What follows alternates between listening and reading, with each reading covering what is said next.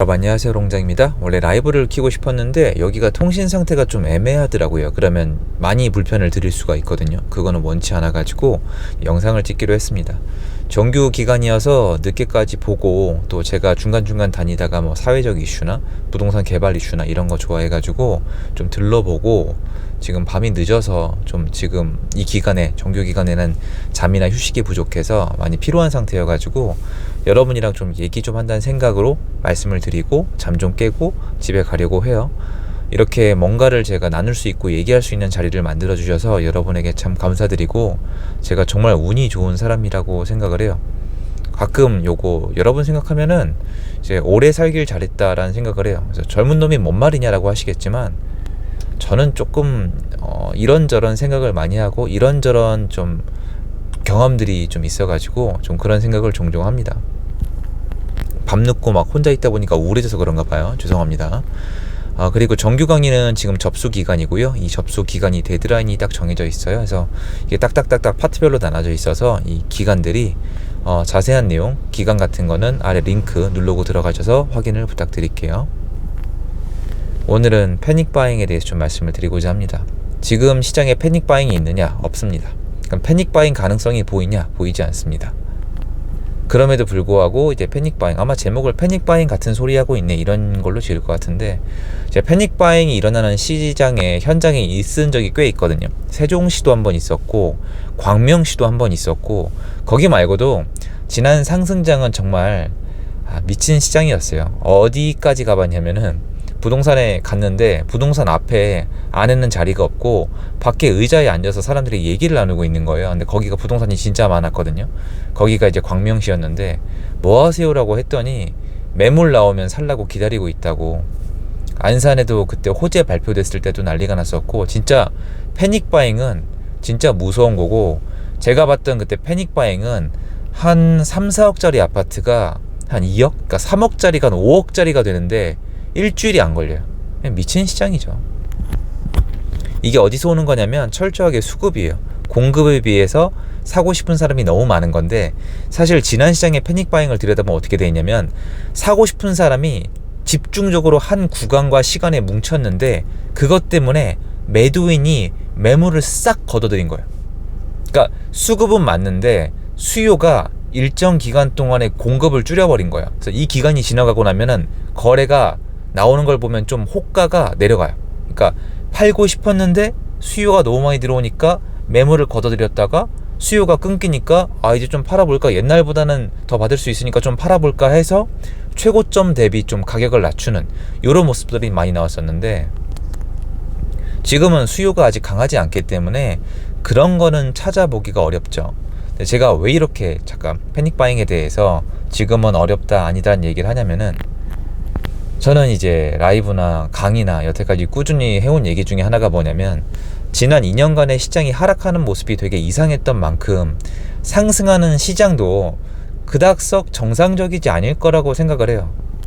지금 보세요. 지금 토지거래 허가제 안 풀잖아요. 그리고 빌라 대출 그거 126% 있잖아요. 전세 들어갈 때 보증보험. 그거 뭐 다 지금 문제가 제대로 해결이 안 되고, 제가 어디서부터 얘기를 할지 모르겠는데 정부가 규제를 제대로 해결을 하고 있는 게 없어요. 뭐 대출이 풀린 것도 아니고, 그 126% 토지거래 허가제, 그리고 각종 취득세와 뭐 그리고 양도세는 유예 기간일 뿐이고 종부세 문제 등 말만 있지 거의 해결된 게 저는 전무하다고 생각을 하고 있거든요. 물론 찾아보면 있어요. 이 상황에서 다 틀어막고 하나도 안 고쳤는데, 고친 게 있긴 합니다 사실은. 근데 거의 안 고쳤는데 지금 시장이 회복을 하고 있습니다. 집을 못 사게 2년 동안에 거의, 너 집 사면 진짜 큰일 나, 집 사면 가만 안 둘 거야, 그리고 집을 많이 가진 사람은 너는 범죄자야, 집 내다 팔아, 너 계속 가지고 있으면 파산시킬 거야, 정말 이런 식으로 매도인은 죽이고 매수인은 겁주고, 이 완벽한 구조, 그리고 대외적으로 금리 급등 등으로 환경이 갖춰졌는데, 여러분 이게 정말 중요하지 않아요? 전 이 얘기를 너무 많이 하고 싶거든요. 여러분, 이 상황에서 지금 시장이 회복하는 거 보세요. 이것도 좀 이상한 거예요. 이미 많은 분들의 얘기가 틀렸어요.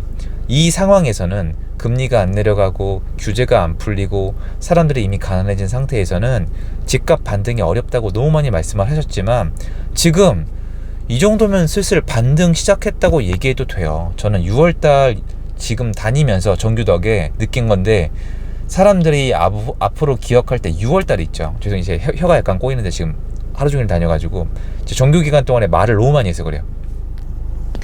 6월달이 아마 이 기점이 될 거예요. 원래는 3월이거든요. 3월부터요. 3, 4, 5, 6인데 아마 데이터나 이런 것들 사람들이 6월 정도부터 반등했다고 할 것 같은데, 시장이 수요가 계속 이렇게 늘고 있습니다. 그러면 이 수요들은 어떤 수요겠어요? 맞아요. 그 규제와 그 약간 이 장애물들을 무시하고 사는 사람들이에요.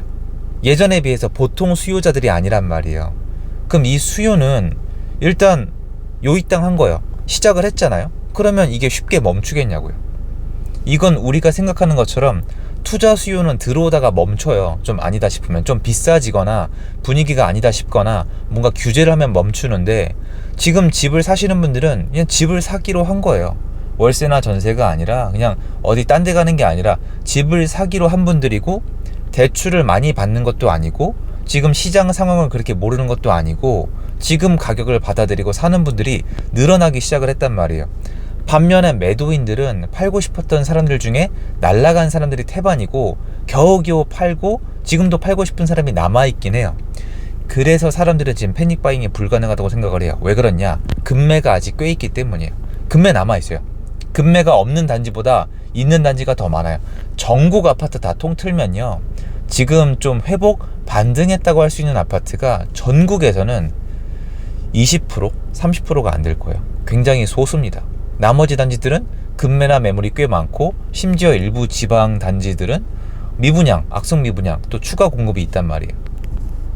하지만 시장 모습이 이상한 만큼, 수요자들이 예전과는 좀 다른 만큼, 그리고 공급자 중에 금매를 던질 사람이 이론적으로 줄어든 만큼, 그리고 월세 시장이 굉장히 불안정한 만큼, 그리고 전세 시장으로 사람들이 이동하는 그 모습만큼, 만약에 사람들이 본인의 만기나 어떤 생각에 따라서 수요가 일정 기간 동안 뭉치면은, 사실 이제 말씀 뒤집는 것처럼 들리시겠지만 패닉바잉이 가능한 구조로 가고 있어요. 거래량이 지금 그렇거든요. 그러니까 이게 제가 한번 쓰는 시기, 이렇게 약간 그래프가 이게 한번 일어서는 시기가 있을 수도 있다고 했잖아요. 전국적으로. 그러니까 제가, 여러분이 하도 뭐라고 하시니까 그래요, 저 그냥 미친 사람입니다, 미친 사람 취급하세요 얘기한 게, 저는 이번 회복이 올해 말까지 가면서, 올해 말과 내년 초를 걸쳐가면서 전국구라고 생각을 해요. 물론 몇몇 지역들은 안 될 수도 있어요. 왜냐면 악성미 분양이나 공급 때문에 좀 도저히인 곳이 있는데, 전국적으로 퍼질 거라고 생각을 하면 이 구조상 전국 중에서 일부 지역은 패닉바잉이 가능하죠. 수요가 뭉치는 거예요. 그러면 처음으로, 지금 이게 어려워. 이 심리가 너무 어려운데, 매도인들이 처음으로 나 안 팔아, 이게 되겠죠. 아직 안 돼요. 놀라우시죠? 2년 동안 너무 힘들고 나니까 예전과 비해서 사람들이 집을 팔 때 덜 이성적이에요. 왜냐면 갖고만 있으면 세금이랑 이자를 때리고 세입자가 이제 무서우니까 팔고 싶단 말이에요. 귀신 같죠? 제가 너무 잘 알잖아요. 사실 그 경험 있는 분들은 댓글 좀 달아주세요. 근데 그 이성이 돌아오는 시점이 되면은 매물을 확 걷어들일 수 있어요. 뭐 종부세가 됐든 아니면 세입자분과의 문제가 됐든 간에. 근데 만약에 그 만기점, 임대차 3법 등 그런 것 때문에 6월달 이미 가능성이 열리기 시작했고, 6, 7, 8, 9, 10, 11 쭉 가면서 둔촌주공 이 변수가 있지만, 둔촌주공은 제가 자세히 분석을 해서 전달을 해드릴 거예요. 라이브가 됐던 강의가 됐던 영상이 됐든 간에.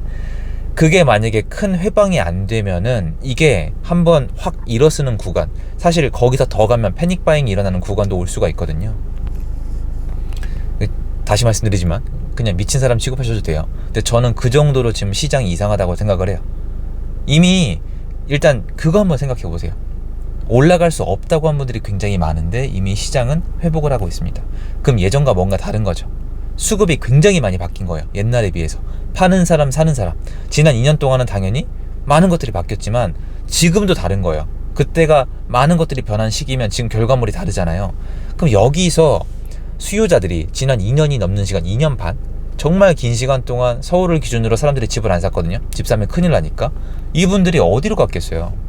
월세로 다 갔단 말이에요. 이분들이 매매 시장으로 돌아오려고 하는데 공급이 제대로 없으면은 본인들이 가지고 있는 돈이나 대출 한도 내에서 살 수가 있어요. 그러니까 사람들이 이렇게 내 집 마련을 희망할 때 나오는 얘기가 뭔지 아세요? 대출 풀어라. 그럼 그때 풀어요. 정부는 그때 푼다니까요.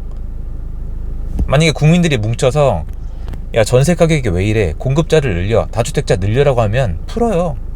국민이 이제 이끌어가는 세상이긴 해요. 근데 이게 어렵긴 한데, 형태가. 근데 내가 이제 월세가 너무 비싸서 전세도 싫어가지고 매매를 하려는데 뭐 스트레스 DSR 있으면은 국민들이 뭐라고 할 것 같아요? 야, 나 왜 이렇게 가난해? 집을 못 사는데 다른 사람들은 다 대출받아 샀는데 예전에 난 왜 이렇게 막아? 풀어줘. 나 풀어줘.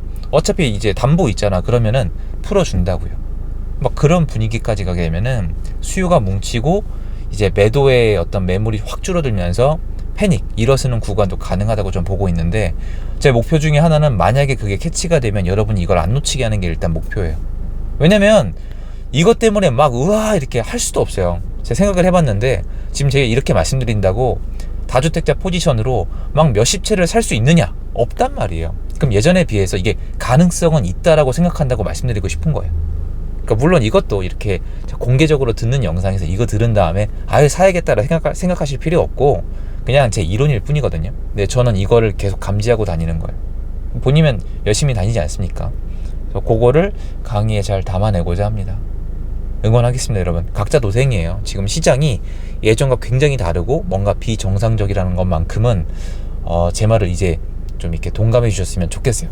제 심정으로. 왜냐면 제가 어쨌건 지난 2년 동안의 시장 예측을 괜찮게 했잖아요. 물론 틀린 부분도 있지만 이 정도면 괜찮게 했다고 생각을 하거든요.